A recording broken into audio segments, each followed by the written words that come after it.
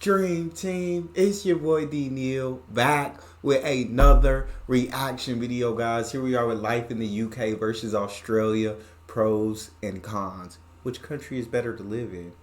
Let's see what they got to say about it. Before we do, make sure you subscribe, ring notification bell, get the video a thumbs up. What we got? The UK and Australia.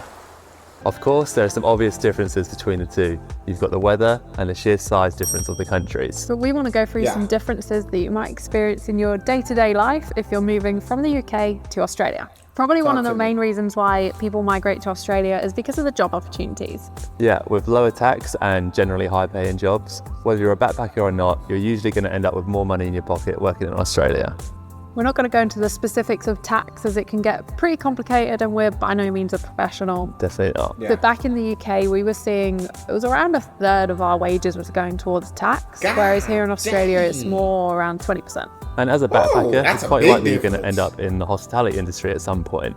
For a job in hospitality, you can expect about $25 an hour, sometimes even closer to $30 an hour. This is the equivalent of earning about £13 to £16 back in the UK for a job you might already be doing. So that's already a few pounds more an hour. Before we've even talked about tax. Plus, you're usually paid even more to work on a Saturday and Sunday, and on a public holiday, you might even get double pay. Whereas back in the UK, you kind of just get like a base rate for any day of the week you work. It doesn't make a difference. Even if you're looking to get skilled or experienced work, if you've got a degree or something like that, we've got a lot of friends who have moved over to Australia and they've told us they're getting almost double than what they were getting back in the UK. Yeah, and also we've been working in bars and I've been earning more than what I was earning doing my graduate job after uni. Crazy.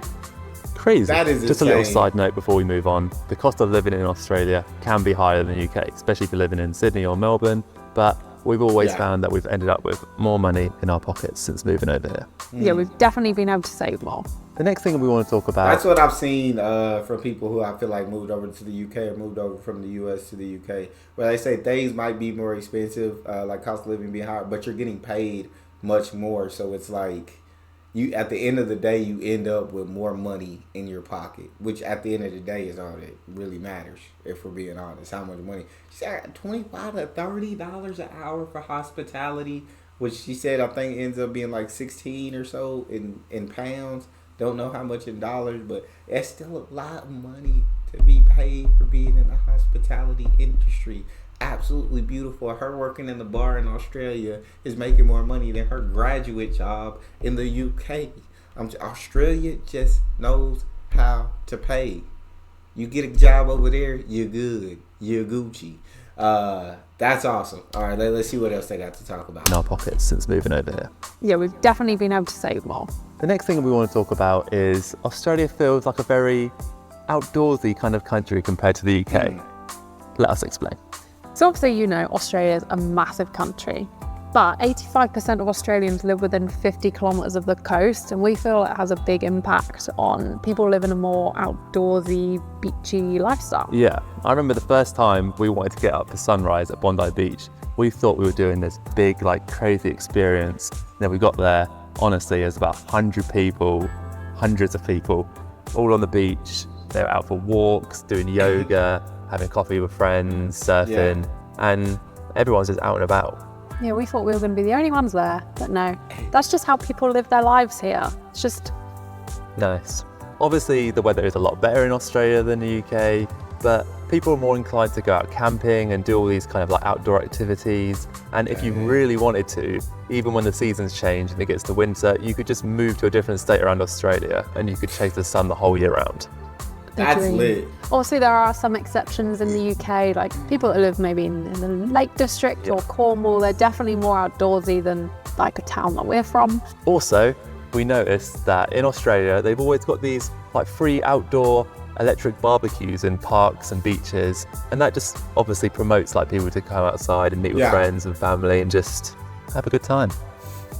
Next, we're going to talk about the healthcare. That's so awesome. The lifestyle in Australia, you feel like you've seen in so many freaking videos, and I've said it so many times. It's just a laid back, chill lifestyle, and the people are outdoorsy, and they do go out, and they do camp, and they do just go for hikes, and they do go for walks, and they do enjoy the beaches, and it's just everybody seems like they're loving life. everybody wants to have fun. Everybody wants to have a great time, wants to relax, be chill, laid back, work hard, but also play hard. You can't help but absolutely love that.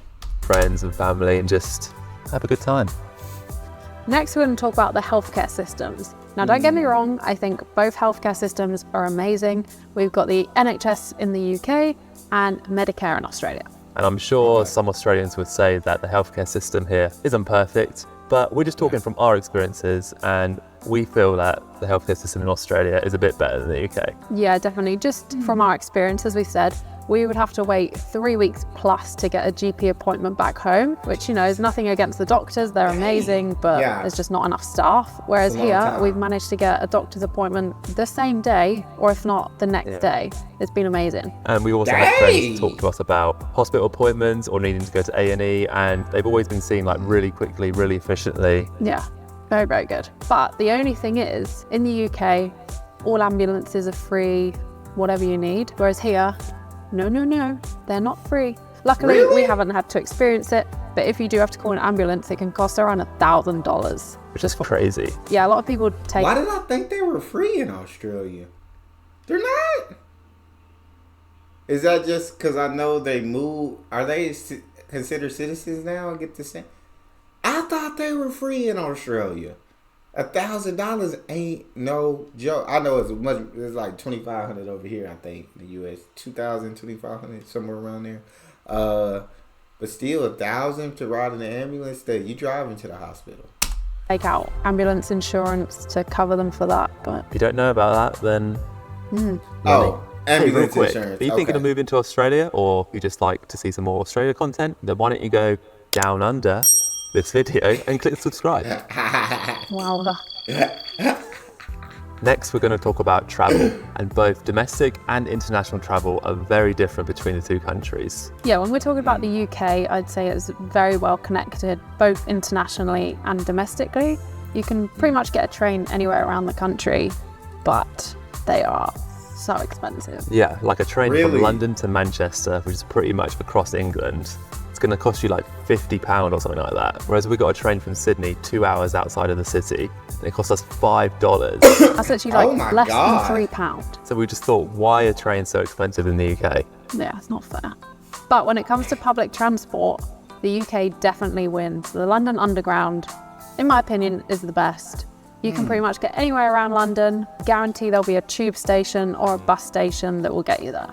When it comes to international travel, the UK is pretty well situated for this. You can get a plane anywhere in Europe for quite cheap, and it's only going to take you sometimes less than an hour. Whereas Australia, That's you're obviously crazy. so far Oh, connected yeah. from everywhere else. You can't exactly just go on a little weekend trip somewhere, can you? It's going to cost you a lot, and it's going to take you quite a while to get there. Next, we're going to talk about the price of fruit and vegetables. Yeah, the first time we went to do our grocery shop in Australia, we could not Indeed. believe the prices. Some of the things like mushrooms, broccolis, peppers, or capsicums as they call them here. Everything seemed to like at least 50% more expensive than the UK. Yeah, it was crazy. We couldn't believe it and we didn't know God why. But now it makes sense because gotta pretty export much them, all right? the fruit and Or veg that import is them. sold in Australia is grown in Australia. So obviously they have to pay a fair wage and all that stuff. Whereas in the UK, apparently 80% of fruit and over half of vegetables are imported to the UK, which isn't great. It's not. It's crazy because you would think, I guess, I would have thought that like if you grow them in your own country, like it'd be cheaper than having to import them from another country.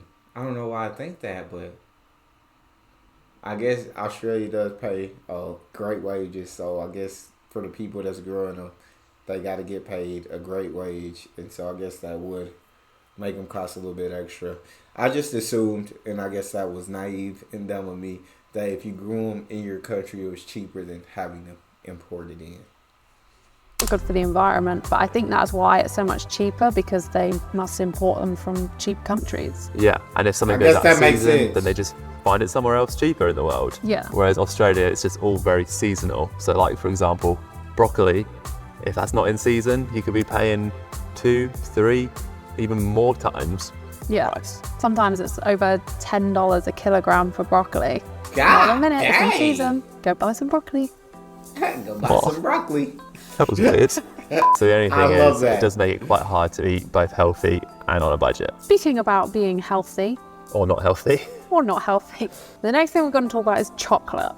The chocolate here is just really not that good. For real. It's crazy. Like it has a weird waxy texture when you eat Yeah. it. Like it doesn't melt in your mouth like it does with chocolate yeah. back home. But we don't know if this is like an urban myth or whether it's true. But apparently they add something to the chocolate so it doesn't melt as much as like the UK Yeah, because chocolate. it's hotter in Australia, obviously. I guess I've eaten chocolate from Australia and I absolutely loved it. But I guess more so the snacks in Australia I've eaten and just these I don't know what brand, I forget. I'd have to go back in the video and watch. But these little cookie balls, dog. Jesus Christ, bro. They transported to me to another plane of existence. Like, they were so good. These cookies, I've never had cookies or anything better than those little cookie balls I ate from Australia, bro. They were next level amazing. Jesus, I need to order some. Yeah. But the thing is, like, when you're in the supermarket, they've got a good selection of chocolates, like loads of different crazy flavors, and it looks really appealing. But then you try it, it just, Doesn't hit the spot. Lastly, the most important thing, the sizes of beer here. The first time we ordered a beer here, we were like, schooner? What's a schooner? Obviously in the UK, everyone just drinks pints and Yeah. pretty much nothing else. Maybe a half pint. Maybe. Probably not. Schooner is 2/3 of a pint, and everyone drinks them here pretty much. When we first got here, we were like, what is that? Yeah. That's a weird size.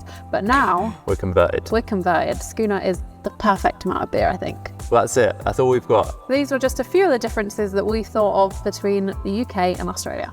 Have you moved to Australia? Can you think of any more? Then drop them in the comments below. But if not, we'll see you in the next one. That was nice to react to. And it sounds like you definitely got your pros and cons of each country. You definitely got your differences and comparisons between each country. But it sounds like they do like being in Australia. At the end of the day, they got more money in their pockets. You got better weather. And you just can do more, I guess. That's all we got. Make sure y'all subscribe, ring notification bell, get a video a thumbs up. It's your boy Neal. Out.